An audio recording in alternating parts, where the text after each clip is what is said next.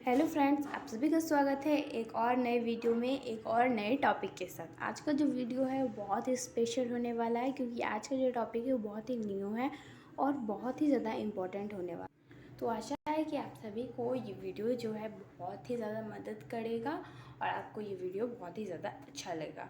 तो टॉपिक क्या है, आज का हमारा जो टॉपिक है वो रिलेटेड है साइंस से। आज जो है हम केमिस्ट्री के सारे फार्मूलाज को देखने वाले हैं क्योंकि जो भी ऑब्जेक्टिव्स होते हैं एंड सब्जेक्टिव में आपको फार्मूला बहुत ही ज़्यादा हेल्पफुल होता है क्योंकि इससे बहुत सारे क्या होते हैं क्वेश्चन आते हैं जिससे यार आप बहुत ही ज़्यादा अच्छे तरीके से इसको बना पाएंगे। तो देखते हैं इसे कैसे कैसे जो फार्मूलाज है वो आपके बोर्ड एग्जामिनेशन के लिए इम्पॉर्टेंट है। तो सबसे पहले आपको मैंने समीकरण और सूत्र दोनों बताने वाली हूँ, तो आप पूरा वीडियो ज़रूर देखिएगा और चैनल अच्छा लगा तो चैनल को सब्सक्राइब कर दीजिएगा और बेल आइकन को हिट ज़रूर कर दीजिएगा। तो चलिए वीडियो को शुरू करते हैं। तो हम स्टार्ट कर रहे हैं अपने संयोजन अभिक्रिया के समीकरण से। तो हम सभी प्रकार के समीकरण को, सभी प्रकार के सूत्र को देखने वाले हैं। तो हमारा क्या है, C+O2 बराबर CO2, ये हमारा है संयोजन अभिक्रिया, मतलब जिसमें दो पदार्थ मिलकर एक अल्प पदार्थ का निर्माण, A+B बराबर C। तो ये इसी को लगा C+O2 बराबर CO2, CaO बराबर प्लस H2O बराबर CaOH का होल 2। इसमें आपको solid form, liquid form, gas form सभी का साइन भी ज़रूर इंडिकेट कर देना। इसी प्रकार से H2+O2 बराबर H2O यानी कि जल और मैग्नीशियम ऑक्साइड। तो ये जो समीकरण है आपको जब भी ऑब्जेक्टिव या सब्जेक्टिव में पूछे कि तब संयोजन और कौन से समीकरण है तो आपको इस प्रकार से बताना बहुत ज़रूरी है, ठीक है। इस प्रकार से अगर आप बताओगे तभी आपको ज़्यादा मार्क्स मिलेंगे क्योंकि और ऑब्जेक्टिव में तो आप अच्छे से समझ ही लोगे। तो आज का जो टॉपिक है वो तो इम्पॉर्टेंट होने वाला ही है। और देखिए इसमें हमने जो भी 10th के सारे केमिस्ट्री के क्वेश्चंस करवाए हैं और जो कि एक ही क्लास में सारे ऑब्जेक्टिव्स को वाले फार्मूलाज को कराएं, जो उससे आपको बहुत ही ज़्यादा मदद होने वाला है। तो अगला हम देख रहे हैं भर्जन का जो क्या है, भर्जन का रासायनिक समीकरण देखने वाले। तो 2CuFeS2 यानी कि copper ferrous sulphate plus O2 बराबर, जब इसे गर्म किया, आपको पता होगा वर्जन इस्पातन में हमेशा पदार्थ को गर्म किया जाता है ऑक्सीजन की उपस्थिति में और इसे CuS मतलब सल्फाइड ऑक्साइड जो होता है अलग हो जाता है। ये समीकरण हमारा हो गया भर्जन का। जब भी क्वेश्चन आए या पूछे निम्न में से कौन भर्जन का एक समीकरण है तो आपको इस प्रकार से सही मानना है। तो अगला हमारा जो है वो क्या, अब हम क्या करने वाले, विस्थापन के कुछ समीकरण, सभी प्रकार के विक्रियाओं के समीकरण देखने बहुत इंपॉर्टेंट है इसलिए हम देखने वाले हैं। तो ये हमारा वियोजन अभिक्रिया का समीकरण, यानी कि एक पदार्थ जो है दो पदार्थ में बदल जाता है या अधिक में भी बदल सकता है। यानी CaCO3 कैल्शियम कार्बोनेट जो ऊष्मा दिया जाता है, यानी कि डेल्टा, आप बनाना मत भूलिएगा जब भी आप हीट कर रहे हो किसी पदार्थ को, ठीक है। तो कैल्शियम ऑक्साइड सॉलिड फॉर्म में कैल्शियम ऑक्साइड बनाता है एंड CO2 मुक्त होता है। ये हो गया अपना वियोजन का सूत्र। इसी प्रकार PbNO3 को लेड नाइट्रेट को जब गर्म किया जाता है तो PbONO2 O2। आज हमेशा ऑब्जेक्टिव में ये आता है क्वेश्चन कि लेड नाइट्रेट को गर्म करने से क्या मुक्त होता है, तो NO2 और O2 नाइट्रो ऑक्साइड और ऑक्सीजन यही मुक्त होता है। ये आपसे हर बार पूछा जाता है। तो अगला हम समीकरण देखने वाले हैं, ये जो है हमारा द्विविस्थापन है। द्विविस्थापन पूछा तो ये BaCl2 प्लस Na2SO4 जब बनेगा BaSO4 और NaCl। इसी प्रकार से AgNO3 NaCl यानी कि सोडियम क्लोराइड जो कि हमारा साधारण नमक का सूत्र है वो भी है AgCl NaNO3 में ये परिवर्तित होता है। ये हमारा द्विविस्थापन का सूत्र है, आप खूब अच्छे से समझ पाओगे। अगर आप इसी छोटे छोटे चीज़ों को अच्छे से समझ पाओगे तभी आप अच्छा स्कोर कर पाओगे। एंड ये भी बहुत ही ज़्यादा इंपॉर्टेंट है कि आप सारे टॉपिक को बराबर वैल्यू देके अच्छे से इसकी तैयारी करें और रेगुलरली अपना जो स्ट्रेटेजी है उसे फॉलो करें। It's very important. एंड जो भी न्यू टॉपिक है अगर आपको वो समझ नहीं आता तो हमें कमेंट बॉक्स में ज़रूर बताइए, हम उसे ईजी तरीके से ज़रूर बताने की कोशिश करेंगे। इसके लिए भी हम सेपरेट वीडियो ज़रूर एक कंप्लीट करेंगे। एंड आपसे बहुत ही ज़्यादा ये उम्मीद है हमें कि आप ज़रूर सपोर्ट करेंगे क्योंकि जो कंटेंट है वो हम ट्रिकी वे से लाते हैं क्योंकि ट्रिक से ही आजकल लोग पढ़ पाएंगे। इट्स लॉन्ग टर्म से आप बिल्कुल भी अगर इतने कम समय में हैंडल कर पाओगे तो ये बहुत रेयर होता है। तो जो भी इम्पोर्टेंट है वो हम आप सभी को करा है। तो अगला जो है हमारा क्या है, अगला हमारा जो है वो क्या है, हमारा है अगला विस्थापन अभिक्रिया। तो हमारा अगला जो विस्थापन अभिक्रिया है वो किस प्रकार से है उसको हम आज देखने वाले हैं। तो ZnS जो है O2 से बनेगा, तो ZnO और SO2 उसी प्रकार PbS यानी कि लीड सल्फाइड जो है O2 के साथ PbO SO2 बने। हमें याद नहीं, हमें क्या करना है, सबके समीकरण को याद करना है, परिभाषा को नहीं, क्योंकि हमने यहाँ पर फॉर्मूलेज को देखने की बात कही है। ठीक है, तो अगला हमारा क्या है देखते हैं। अब हम क्या करेंगे, अब हम सूत्र को पढ़ेंगे। इट मीन्स आप क्या करेंगे, हम सूत्रों को जानेंगे। वो सब हमारा समीकरण था, ये हमारा सूत्र है। सूत्र बहुत इंपॉर्टेंट है, ये आता ही आता हर एग्जाम में।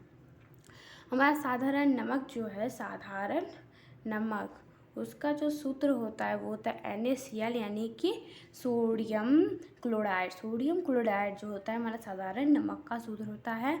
और baking soda, it's very important question for board examination. आपको ये हर बार क्वेश्चन पेपर में देखने को मिलेगा, चाहे वो फर्स्ट सेटिंग की क्वेश्चन हो या सेकेंड सेटिंग की। तो ये बहुत इंपॉर्टेंट है कि आप इसे अच्छे से याद कर ले। ठीक है, तो ये हमारा बेकिंग सोडा जो है उसका सूत्र होता है NaHCO3 यानी कि सोडियम बाइकार्बोनेट। ये इसका असली नाम हो गया, नाम भी कभी कभी पूछा जाता है। तो ये बहुत इंपॉर्टेंट है कि आप भी इसको भी अच्छे से याद रखो। तो हमारा बेकिंग सोडा का जो सूत्र है वो है सोडियम बाइकार्बोनेट। देखते हैं अगला सूत्र क्या है। हर सूत्र जो है यहाँ पे बहुत इंपॉर्टेंट है, हर पॉइंट ऑफ व्यू से आप देख के उसे अच्छे से याद कीजिए। अगला हमारा धोवन सोडा यानी कि धोने का सोडा, ये हमारा है इसका सूत्र Na2CO3 इंटू जो है आपको बिंदु वाले पॉइंट जैसे बीच में डाल के 10H2 यानी कि 10 अणु जो है इनमें जल के उपस्थित है। तो ये सूत्र जो है ये भी बहुत ही इंपॉर्टेंट है। ये सारे सूत्र जो होते हैं हर बार एग्जाम में रिपीट होते ही होते हैं, तो आपके लिए इंपॉर्टेंट है, आप इसे अच्छे से याद करो। कास्टिक सोडा किसे कहते हैं वो भी जानना बहुत ज़रूरी है। तो सोडियम हाइड्रोक्साइड को जो है कास्टिक सोडा कहा जाता है, इसका प्रचलित नाम यही है। तो कास्टिक सोडा का जो रासायनिक नाम होता है वो होता है सोडियम हाइड्रोक्साइड। तो अगला क्या है हमारा देखते हैं, सुहागा जो है ये बहुत आप रेयर देखने को मिलता है, बट यहाँ पे मैं ऑप्शनल भी करा रही हूँ, देख लीजिए।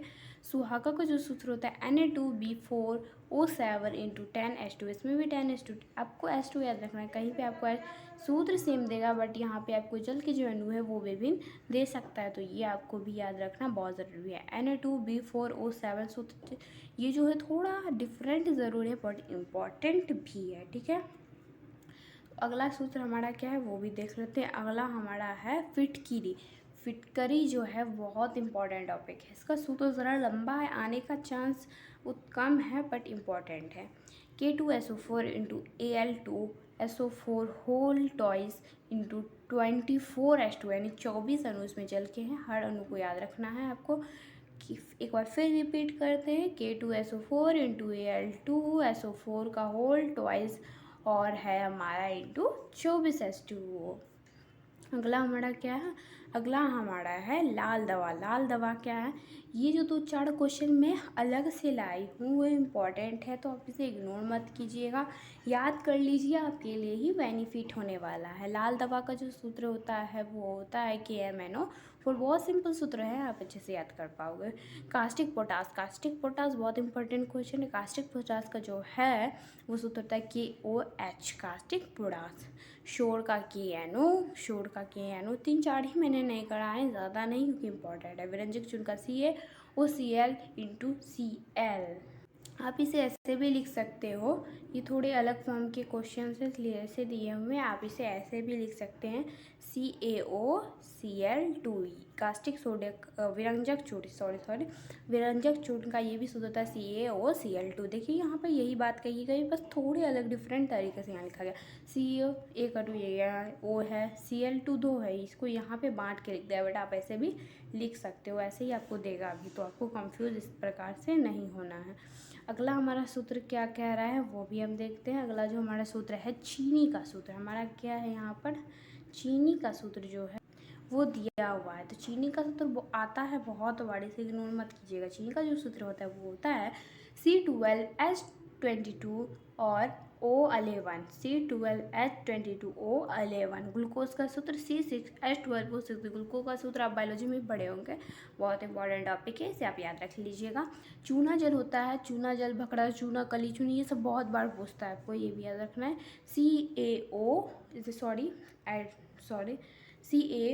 CaOH का होल टू, CaOH का होल टू। और अगर आपसे कली चूना का पूछे तो CaO जो होता है वो कली चूना का आपका होता है, ठीक है। अगला हमारा क्या है, नमक, जो मैंने वहाँ बताया था। साधारण नमक या नमक पूछे तो NaCl, सोडियम क्लोराइड एंड अम्लडाज, ये भी इंपॉर्टेंट टॉपिक है। अम्लडाज आपको क्या, एक्वा रेजिया को ही अम्लडाज कहा जाता है, जिसमें 3:1 में HCl और नाइट्रिक अम्ल मिला होता है। देखिए, यानी कि नाइट्रिक HNO3 और 3HCl, ये हो गया आपका अणु में मिला हुआ है। तो ये जो सूत्र मैंने करवाए हैं बहुत इम्पॉर्टेंट है, तो आप इसे अच्छे से कर लीजिए, आपके लिए बहुत ही ज़्यादा ही फ़ायदेमंद होने वाला, बेनिफिशियल होने वाला है। तो जो भी मैंने इक्वेशंस, फार्मूलाज कराए हैं, आप उसे हर बार रिवाइज़ कीजिए, साल भर रिवाइज़ कीजिए, जितने बार कर सके रिवाइज़ कीजिए। और अपने क्या होते हैं, थिंकिंग एबिलिटी को भी ये फार्मूलाज बढ़ाता है। और इसका वीडियो कैसा लगा ये ज़रूर बताइएगा, कमेंट बॉक्स में कोई प्रॉब्लम हो तो वो लिख दीजिएगा। और चैनल को सब्सक्राइब करके ज़्यादा से ज़्यादा शेयर कीजिएगा। आज के लिए इतना ही, मिलते हैं एक नए वीडियो में एक और नए टॉपिक के साथ। तब तक के लिए धन्यवाद, मिलते हैं एक नए वीडियो में।